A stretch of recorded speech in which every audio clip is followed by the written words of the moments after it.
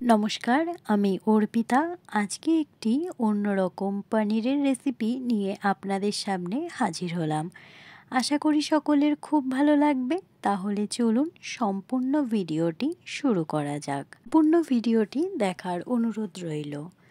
প্রথমে পনিরটা আমি কেটে নেব। এখানে আপনারা আপনাদের পছন্দ মতো পনিরটা সাইজ অনুযায়ী কেটে নেবেন।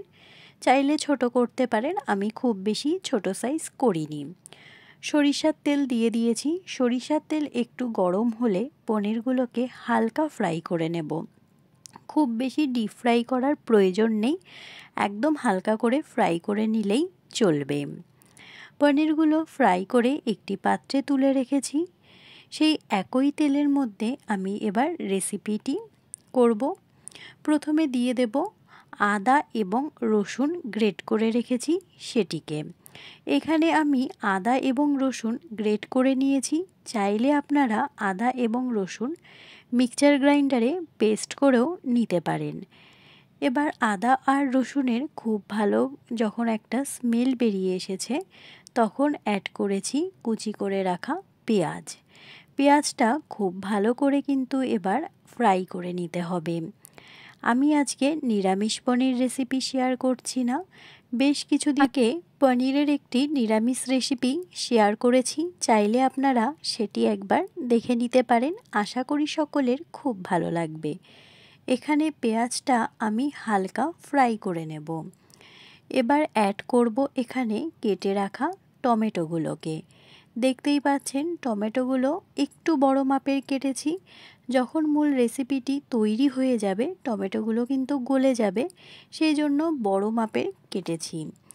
অ্যাড করব বেসিক কিছু গুঁড়ো মশলা, যেটা আমি প্রত্যেক রেসিপি তৈরি করার সময় বলি। জিরে গুঁড়ো, ধনে গুঁড়ো, লঙ্কার গুঁড়ো আর হচ্ছে হলুদ গুঁড়ো। গুঁড়ো মশলাটা পেঁয়াজ টমেটোর সাথে খুব ভালো করে মিক্সড করে নিয়ে কিছুক্ষণ ফ্রাই হতে দেব। মশলাটা কিন্তু খুব ভালো করে মিক্সড করে নিতে হবে এবং খেয়াল করতে হবে পেঁয়াজটা যেন পুড়ে না যায়, তাহলে খেতে একদমই কিন্তু ভালো লাগবে না। অ্যাড করব পরিমাণ মতো লবণ। অবশ্যই আপনারা আপনাদের স্বাদ মতো লবণ ব্যবহার করবেন এবং ঝালটাও আপনাদের নিজস্ব পছন্দ অনুযায়ী ব্যবহার করবেন। কেটে রাখা আলুর টুকরোগুলো এবার এক এক করে দিয়ে দেব। ভিডিওর মাধ্যমে আপনারা দেখতেই পাচ্ছেন আলুগুলো খুব বড় মাপেরও কাটিনি, আবার খুব বেশি ছোটও করিনি, মাঝারি আকারের কেটেছি। দেখতেও ভালো লাগবে আর পনিরের সাথে খুব ভালো করে সেদ্ধও হয়ে যাবে, তাহলে সামঞ্জস্যতা বজায় থাকবে। আলুটাও এবার বেশ ভালো করে মশলার সাথে মিশিয়ে নিয়ে কষতে দিতে হবে, তাহলে বেশ অনেকটাই ভালো লাগবে। এবার দিয়ে দেব হচ্ছে পরিমাণ মতো কাঁচা লঙ্কা। প্রথমেই বলেছি ঝালের পরিমাণ এবং লবণের পরিমাণ সম্পূর্ণ নিজস্ব পছন্দ মতো আপনারা অ্যাড করবেন। আমি এখানে কাঁচা লঙ্কাটা একটু বেশি ব্যবহার করেছি। পনিরের এই রেসিপিটি আমি একটু ঝাল ঝাল তৈরি করেছি। এই পর্যায় পর্যন্ত যে সকল দর্শক বন্ধুরা আমার ভিডিওটি কন্টিনিউ করছেন কিন্তু একটি লাইক দিতে ভুলে গেছেন, প্লিজ একটি লাইক দিয়ে ভিডিওটি কন্টিনিউ করবেন। আপনাদের একটি লাইক কিন্তু আমার কাছে অনেক গুরুত্বপূর্ণ। এই পর্যায়ে দেখতে পাচ্ছেন মশলার সাথে আলুটা যখন বেশ ভালো করে কষানো হয়ে গেছে, আমি অ্যাড করেছি পরিমাণ মতো জল। জলটা আপনারা আপনাদের পরিমাণ মতো অ্যাড করবেন, যতটা ঝোল রাখতে চাইছেন।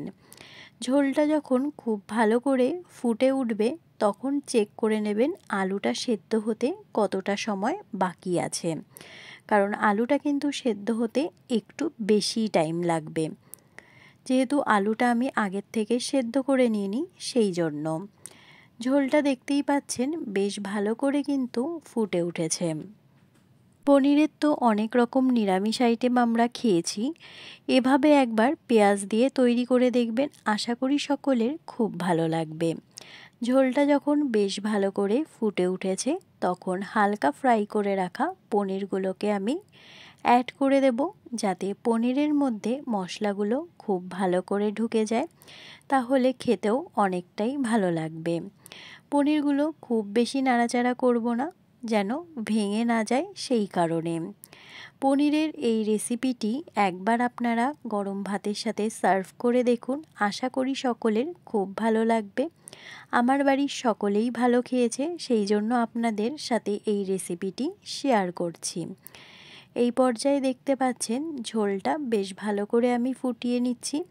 এই রেসিপিতে খুব বেশি ঝোল রাখবো না, গামাখা গামাখা হবে, খেতে অনেকটাই ভালো লাগবে। আপনারা যারা আমার ভিডিও নিয়মিত ফলো করেন তারা অবশ্যই কিন্তু কমেন্টের মাধ্যমে জানাবেন আমার ভিডিওগুলো আপনাদের কেমন লাগে। এই পর্যায়ে নামানোর আগে অ্যাড করব গরম মশলা। যে কোনো দেখবেন পেঁয়াজ রসুন দিয়ে রেসিপি যখন তৈরি করবেন তখন গরম মশলা দিলে স্বাদের ব্যালেন্সটাও খুব ভালো হয়, ঘ্রাণটাও কিন্তু অনেকটাই ভালো বেরোয়। আপনাদের সাথে গল্প করতে করতে দেখতেই পাচ্ছেন আমার আজকের এই রেসিপি তৈরি হয়ে গেছে। একটি পাত্রে আমি সার্ভ করে নিয়েছি।